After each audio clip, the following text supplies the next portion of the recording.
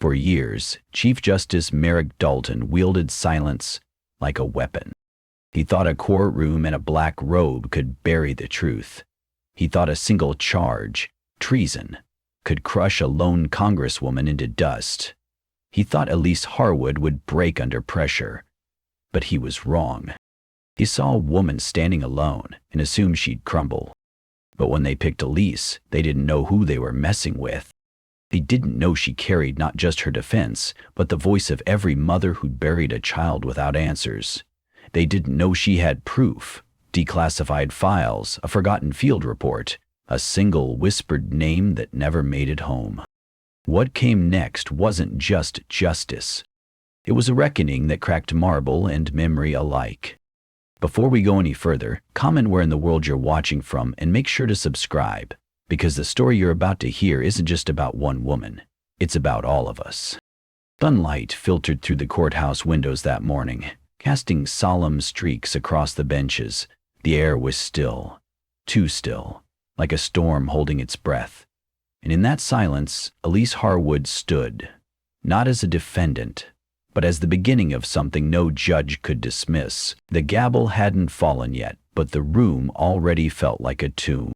It was early morning in the Capitol, the kind of morning where frost clings stubbornly to stone steps and every breath carries weight. Inside courtroom 6A of the Federal Judiciary Building, the air was thick, not with justice, but with anticipation. Something about this day felt different. Reporters whispered as they adjusted their lenses. Retired generals in creased uniforms sat shoulder to shoulder with senators who avoided each other's eyes. There was no official announcement, but everyone felt it in their bones. Today was going to matter. Then she entered. Congresswoman Elise Harwood, tall, deliberate, alone. No team, no lawyer at her side, just her in a charcoal gray coat and leather gloves, her steps echoing like punctuation marks in a place where every word would soon carry weight. In one hand she held a worn briefcase. In the other, only her silence. When she reached the defendant's table, she sat, not with defiance, not with submission, but with intention. She didn't scan the room. She didn't need to. Moments later, Chief Justice Merrick Dalton appeared from the chamber door, face carved in stern lines, eyes like cold stone. He did not sit quietly. He did not let the room settle. His voice rang out, heavy and unrelenting.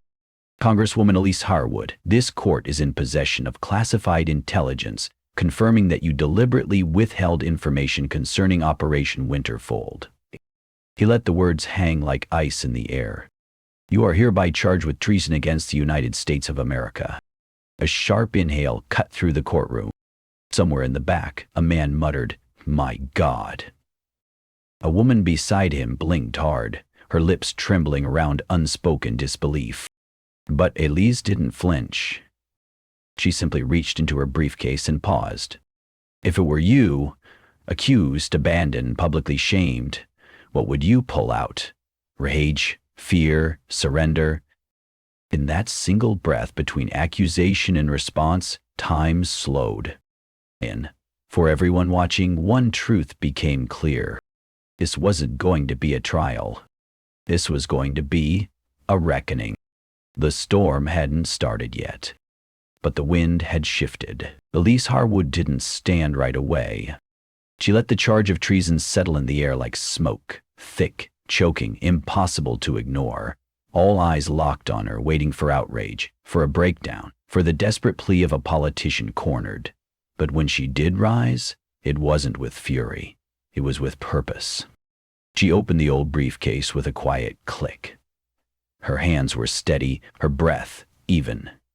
Inside was no legal document, no stack of prepared statements. Instead, she pulled out something far older, folded in thirds, its paper worn and yellowed like it had passed through too many hands over too many years.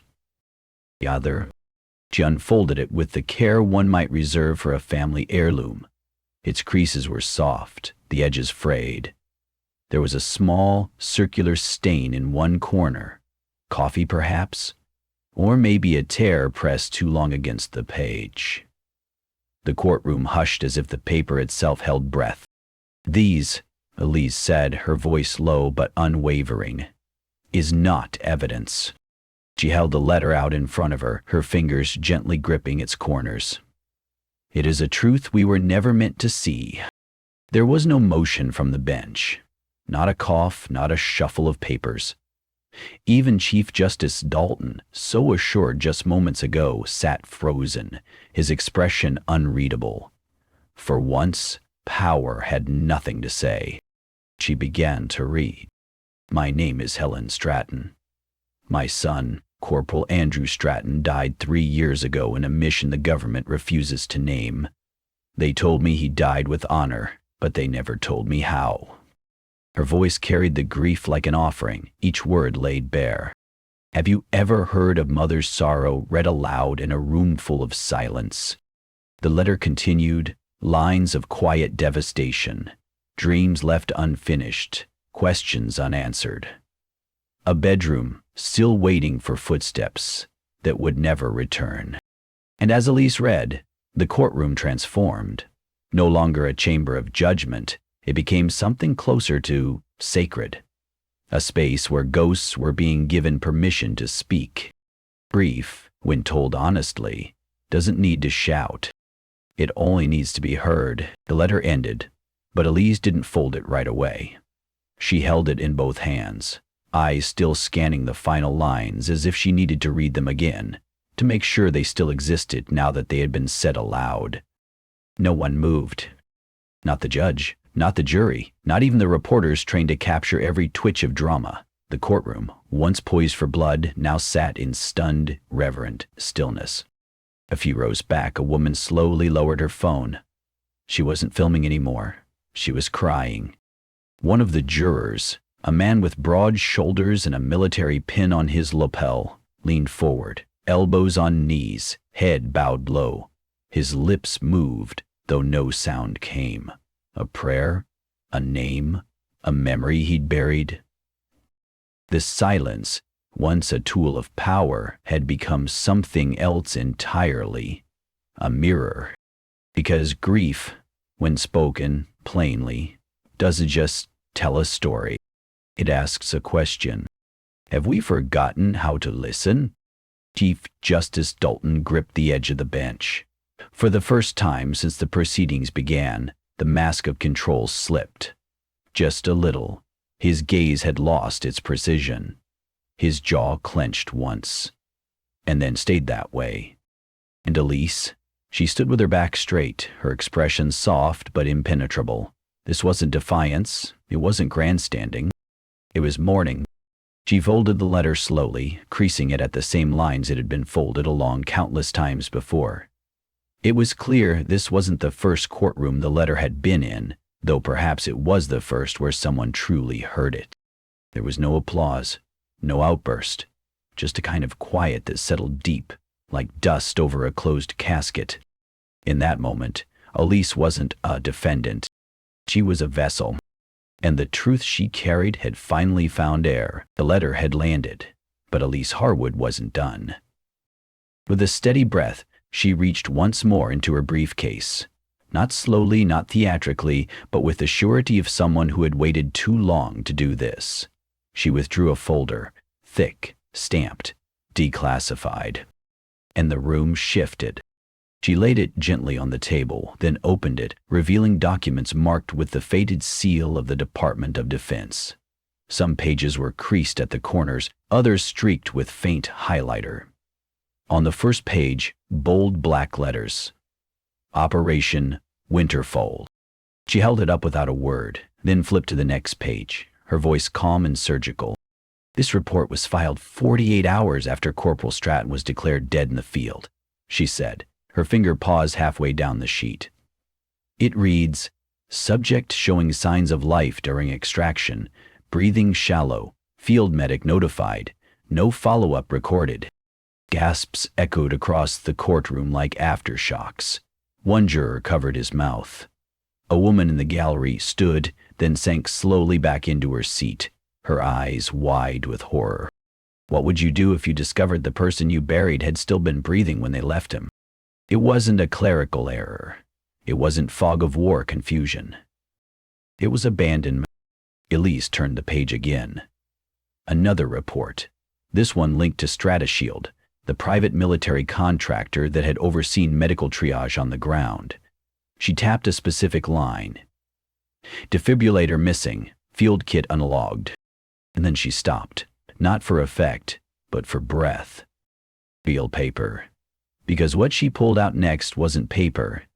This was a photograph. Grainy, grayscale, but unmistakable. Two men, mid-test, seated at a private Georgetown dinner. One of them, Justice Merrick Dalton. The other, Leonard Krauss, CEO of StrataShield. For a full second, the courtroom forgot to breathe. The silence wasn't just shocked, it was wounded. Elise didn't explain the image. She didn't need to. The implication burned brighter than any accusation. Because corruption doesn't always wear a mask.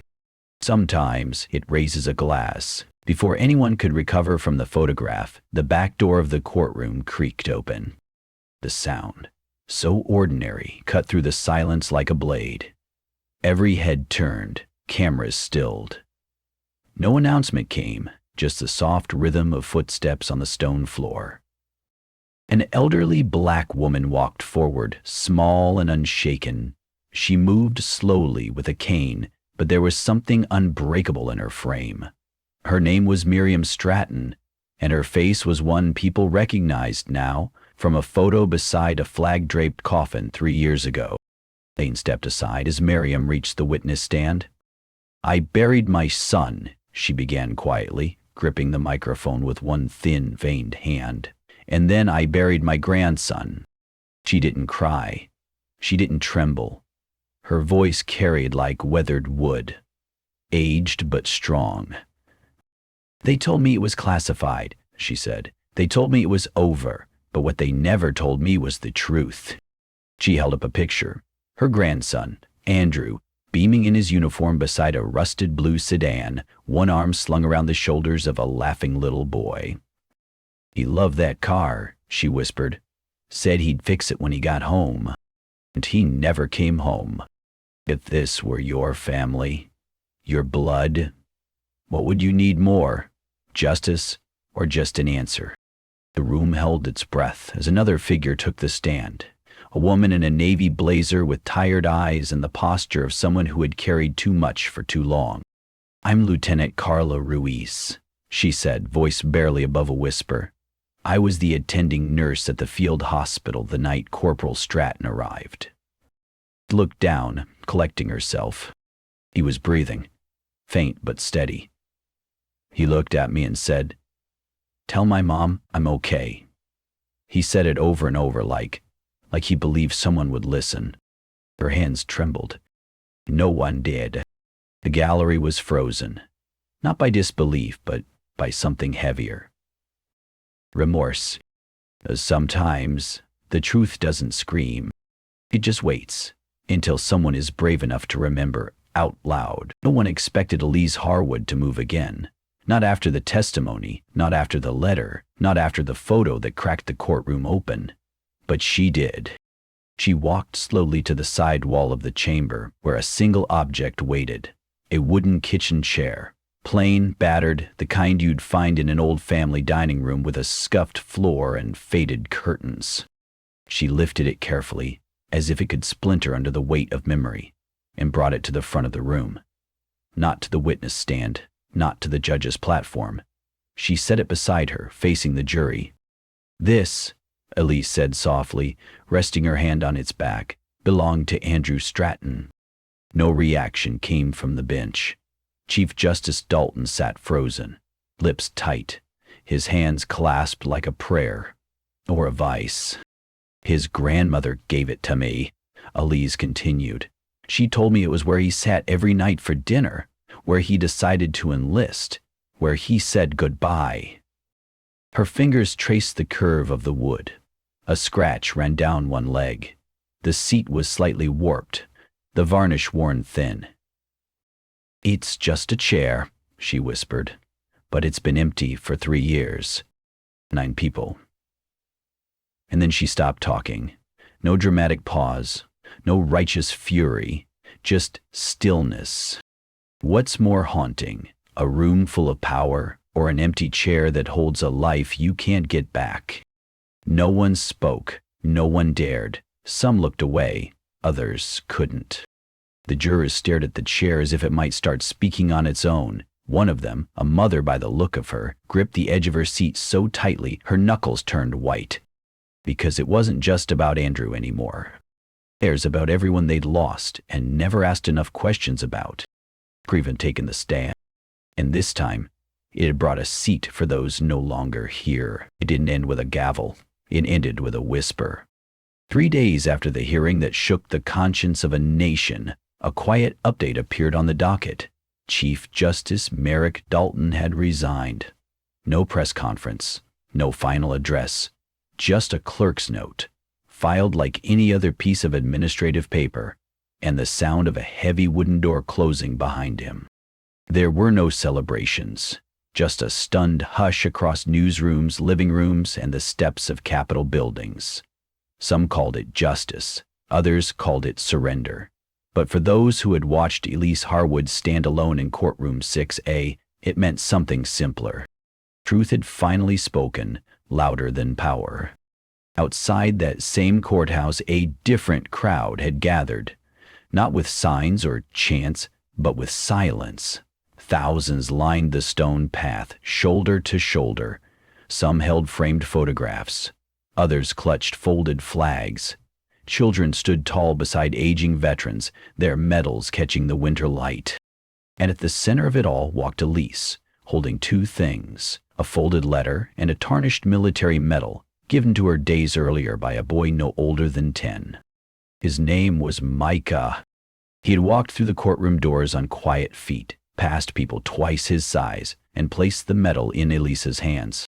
"My brother's name was Caleb," he had whispered. "He never came home either." "But you made them listen. And can you imagine what it takes for a child to carry someone else's memory?" Elise hadn't cried when they accused her of treason. She hadn't flinched when they tried to break her with silence.